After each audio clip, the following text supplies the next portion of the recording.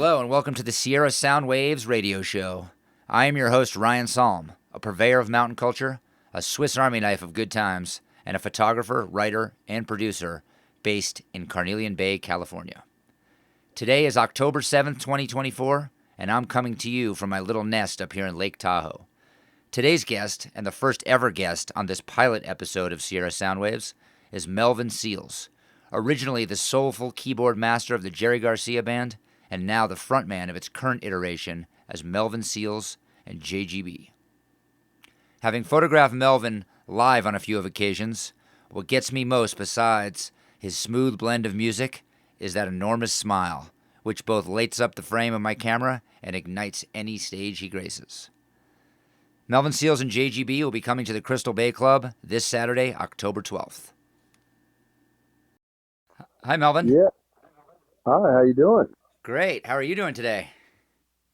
Oh, it's a hot day. I just got back in town and the heat is burning me up. Where are you at? I'm at home now in San Francisco. Oh, great. I just came about an hour ago From where? from Cleveland, Cincinnati. Gotcha. On the road out there? Cincinnati and then Cleveland, then I came home. Yeah. Great. Well, I appreciate you hopping on board what we're calling Sierra Soundwaves, and Okay. I'm out here in Lake Tahoe, California.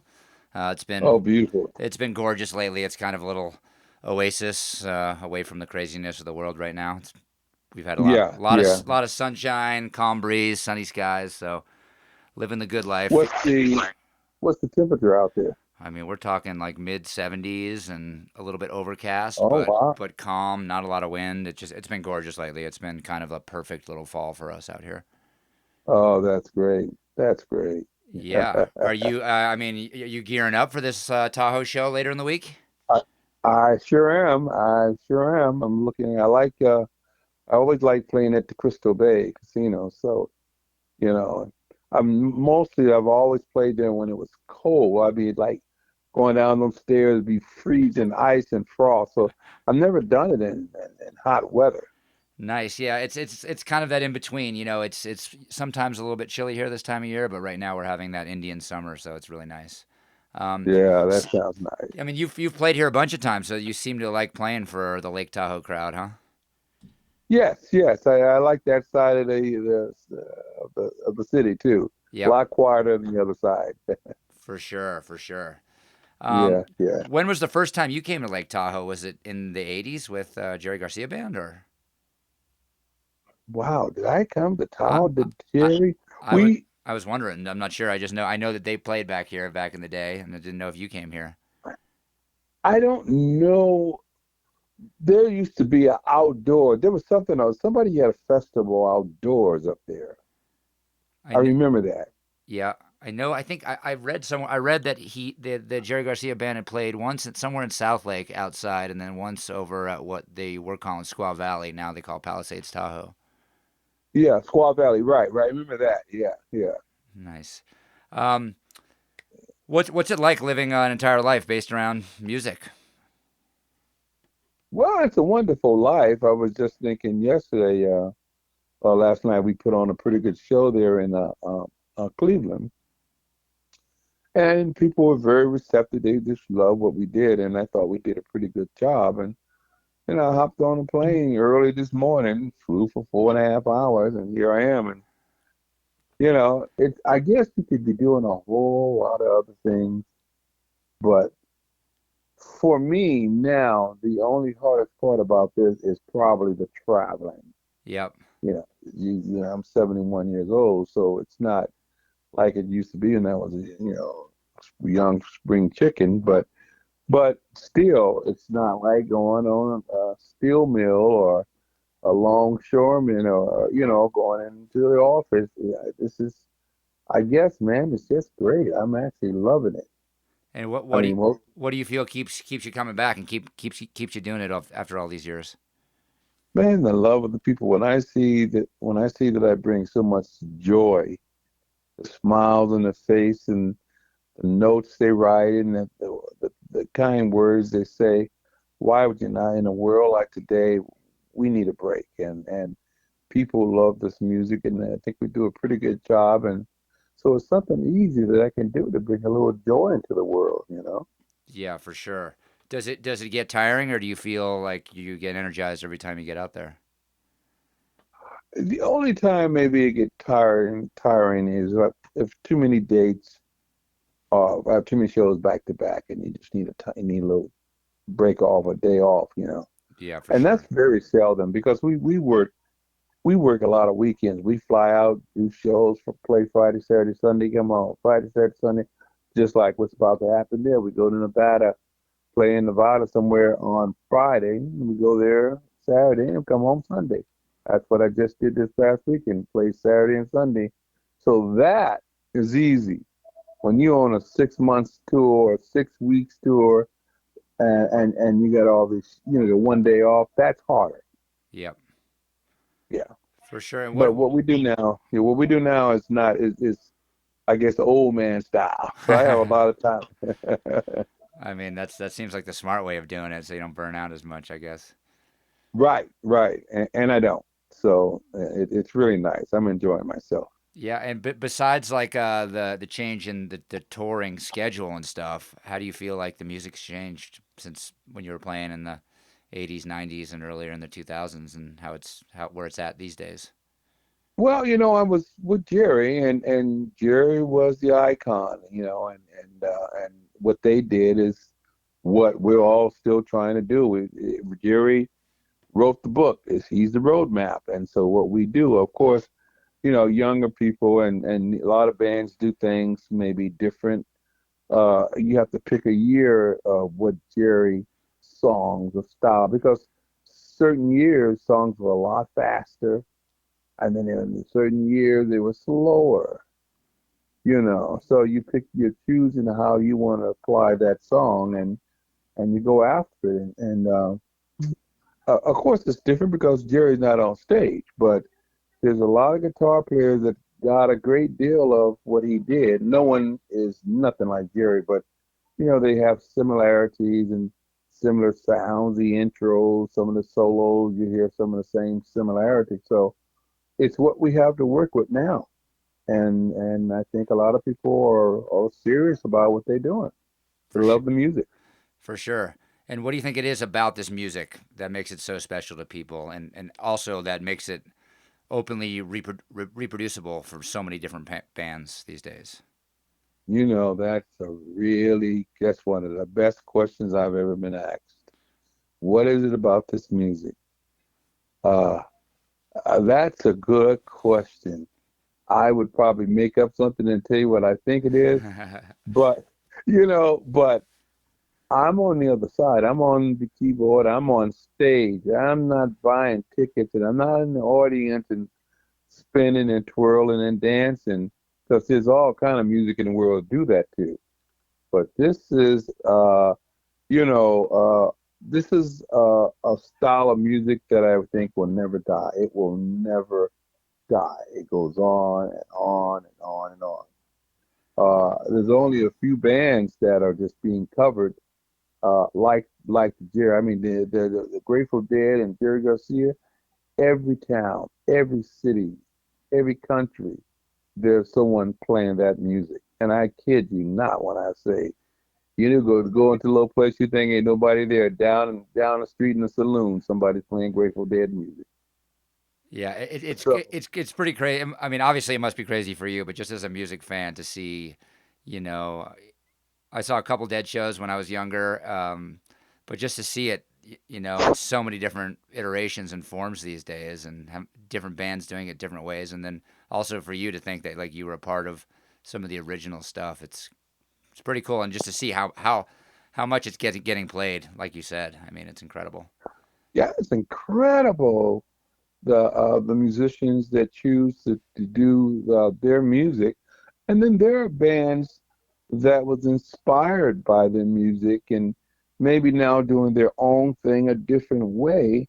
But when Jerry and the Grateful Dead was at their peak, they were at those shows. They got inspired. And I think Fish and String Cheese, and now they write their own songs, but they all can come out of this music. Yeah, for sure.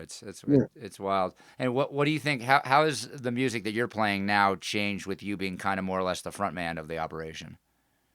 Well, for me, I want to make sure that we're doing it right. There are some songs that I say, let's put a different spin on. Let's do it faster, slower. Let's make it a reggae, or let's take it and make it a blues, or hit it a rock style. Only because I don't want to. I'm not one of those that want to copy the Grateful Dead and Jerry. You know, to the T. The roadmap is there. We're doing the song. I think it's okay to do what you feel out of it. And so some songs I try and do it exactly as I did on stage with Jerry, and others I say, let's play with it. Let's put a different feel to it, but do the song. And so I think the freedom there is now. Then early on, folks didn't want to tamper with the songs, but now they can appreciate what you do, or if you change it, they may like it, they may not like it, but it goes on. Early on, they look at you with this funny eye. It's not how Jerry did it. Yep. But it's a lot more acceptable now. And as being a writer myself, I write. I like to play with ideas of this is what I would have done with this song, and so let's maybe change the feel a little bit. And if it's not like, then I don't do it no more. Or if they say, "Oh man, we like what you did," there's a new avenue to something. For sure, for sure. I just got a couple more questions for you. Are you guys content playing to the OG crowds that normally come to your shows, or is there anything you're doing to try to entice like newer, younger audiences, or do you feel like that just comes naturally? I think it comes naturally. I think there's a few bands like Dark Star. Of course, got some of the OGs because Dark Stars. It's like what I was saying. They're reproducing Gary and the Grateful Dead in a certain year. That's exactly what I was saying. And so they'll take a certain year and they're going to give you that show. And so the OGs were at that show. They relive Yep. who they were and what they were doing at that time. So that's a value within itself. I wouldn't touch that. That's Dark Star. They Yep. got that. And so that's exactly what I said. So they got the OGs because what were you doing when I heard something back in the '60s or early '70s, and whether it's Jerry saw Motown or Aretha Franklin or Motown song, I thought I was a king to the world, walking around and who I thought I was. You hear that song, it just takes you back, For sure. And same thing with the Jerry. You hear what they did, and you were at those shows. It just takes you back and like, oh man, I remember this. I remember this. It's a beautiful thing to go back and re-enjoy things like that. For sure. For sure. And what do But I think we have the OG's children. Yep. Uh, I see a whole lot more people that look like they're not even 18 years old yet. Yep. And that's who we have. We got OGs, but we got these kids that grew up in the house hearing these songs all day long from their parents, and they turn out to liking that material. And they never saw Jerry. They never saw the Grateful Dead. It's like, but they know the material, know the words and the material. And, For and so sure. they come see us and a lot of the other bands that they were not, that they're fortunate that they can see. And so I am a survivor of the real deal. And then, of course, you got Bob and a few others that were there, and they're doing their thing, Dead and Company, of course, and other bands. So Do you they connect? they come. Do you connect with those guys ever? I know them Yeah. all. I've not sat in with them. Yeah. Bob has a very good band. I think the only time I sat in with them, Bob was invited to do was a Jerry band they had put together at Red Rocks in Denver, Colorado, and I was part of the Jerry Bass band. And Bob came and sat in and sang with the other guitar player. I can't call his name right now. they came out and sat in. So that's the only time I've kind of sat in. But I know them For sure. all the musicians. We're all friends. Just a different gathering. Yep. Theirs is one of the largest, of course. Nice. And what? Lastly, what can people expect from your October 12th show over at the Crystal Bay Club? Well, that is a surprise. As much as I would love to tell you from word to word or show you, you have to come out. I mean, because we have really evolved into a much tighter band, much more wider repertoire. I do bounce in between some Grateful Dead songs, not many, but I do bounce in between Grateful Dead and Jerry, Grateful Dead and Jerry, and I mix it quite well. I'm in and out of, in and out of, in and out of. You will never guess what I'm going to do. You just will be surprised that, oh, wow, they're doing this. Because I feel like, you know, the Jerry Garcia band was the greatest. And then, a lot of the fans that we had were Grateful Dead fans, probably first. And so, what greater thing can you be to be at enjoying Jerry Garcia song, and then hear one of your favorite Grateful Dead songs at the Yep. same show? You wasn't expecting that. Of course, we share some songs like "Deal" and "Tango in Blue," but you might just hear "Truckin'," you know. Yep. For sure. Uh, you see what I'm saying? And so you, if that's one of your favorite songs of the Grateful Dead, here you at the Jerry Garcia band, and you're enjoying everything, and here come one of your Grateful Dead favorite songs. So I throw those little surprises in and out of there. Great. I'm looking forward to it. I'll be coming out. I take photos over at the Crystal Bay Club, so I'll be out there snapping some Oh, pictures. But great, but good. yeah, looking forward to it. And I really appreciate your time, and hopefully you Yeah, thank you. I'm so sorry I missed the other. I had and I knew I got up this morning and told my wife. I said I got an interview. yep. And then some things went wrong in the course of the day, just went wrong, and I got consumed with dealing with problems. And I said, "Oh my God, It, I had an it's all just it's all good. No problem. I appreciate you taking the time anyway, just to let me chat with you. So that's great. And hopefully when you get out here, you get to enjoy a little bit of Tahoe sunshine if it's still sunny when you get out here. I sure hope so." Because, like I said, most time I come there, it's been snowing and it's cold. When I come up those side stairs, it's like, "Oh, it's cold." So I've never experienced it with sun and a hot day. So For I sure. love to see that. Heck Yeah. yeah. Well, I appreciate it. And once again, yeah, thank you very much for joining us. And we look forward to the show this weekend. Well, thanks for joining us on our test run of Sierra Soundscapes. Stay tuned for more episodes with musicians, promoters, local legends, or whoever we decide to bring on air to chat about music on Tahoe's North Shore and around.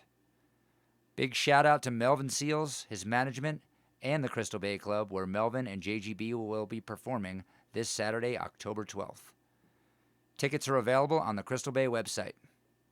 Have a good one. Catch you next time.